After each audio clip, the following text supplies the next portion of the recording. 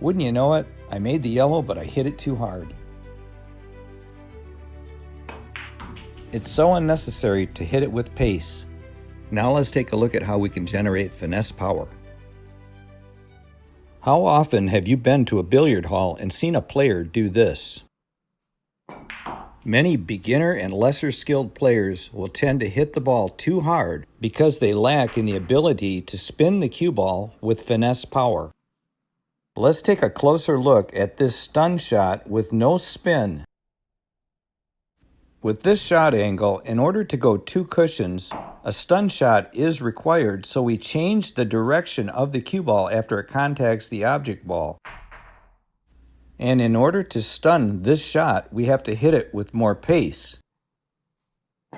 And as a result, with more pace, we have a tendency to have less control over our cue ball.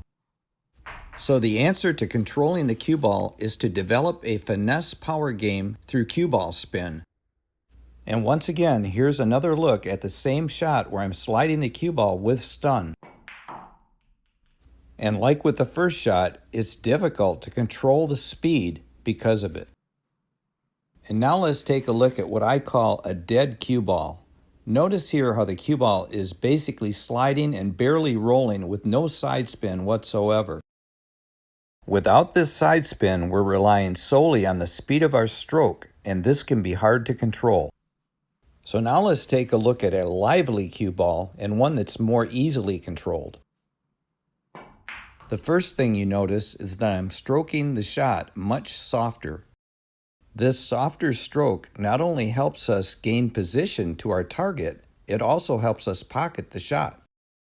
So now let's take a look at the meat and potatoes of this shot, and that is the spin that gives us that power. Here, the left side spin acts like a tire spinning on ice. Then when the cue ball contacts the cushion, it's like that tire on ice grabbing dry pavement, thus propelling the cue ball down table. I want to point out that finesse power does not equate to speed of the hit. It really translates into imparting action on the cue ball. I think of it as knifing through the cue ball as soft as possible, yet imparting lots of revolutions on the cue ball.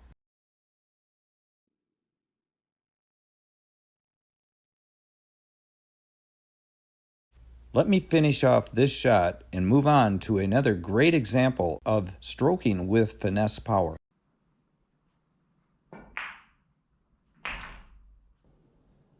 Here's a prime example of power with finesse. We've got the yellow ball going in the corner up there. It's pretty much a hanger.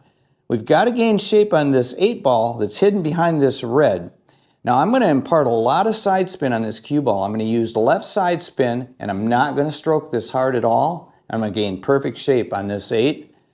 The key is, when you get down on the shot, settle in at the back of the cue ball, make sure you're feeling the shot, and try to put as much action on the cue ball to let it jet off the rails.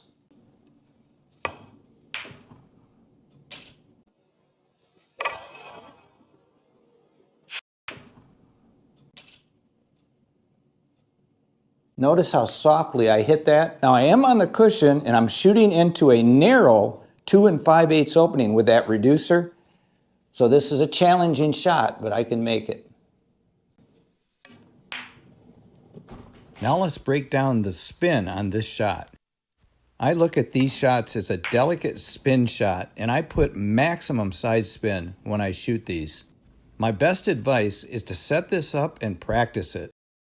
Once you master these pocket hanger spin shots, your arsenal will be strengthened beyond most pool players.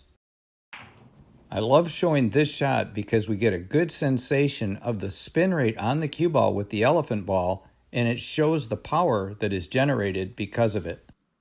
So do yourself a big favor and develop a finesse power game.